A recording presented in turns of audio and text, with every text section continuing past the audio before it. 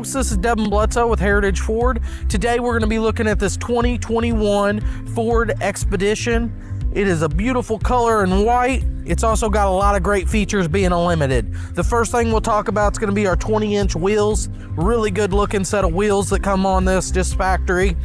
Another great feature are going to be the power running boards. So as soon as you open the door, you can see the running board's going to drop for you. And when you close it back up, it does tuck away and hides.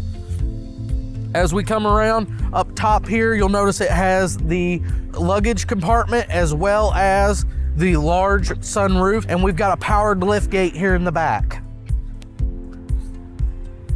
All right, now we're going to take a look on the interior. So the inside is equipped with just as many great features as the exterior. The first one going to be, you've got these premium leather seats with heated seats as well as cooled seats. Our second row is going to have heated seats. We have the B&O sound system. It's a 12-speaker system.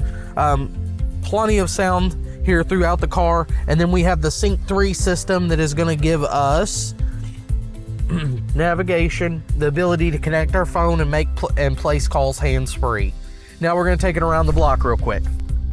All right, folks, again, this is Devin Bledsoe with Heritage Ford. We are inside the 2021 Ford Expedition, a really comfortable riding car. I think this is going to be great for any of your road trips. It's a larger SUV, but we're still averaging about 18.1 miles per gallon, which is really good.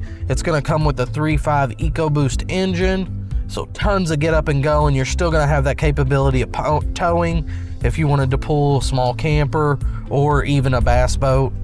All right, now we're going to see how much power it's got. A ton of get up and go. Like I said, no trouble merging out on the interstate. As always, guys, I appreciate you watching. Make sure you like and subscribe. And this is Devin Bledsoe again. You all have a great day.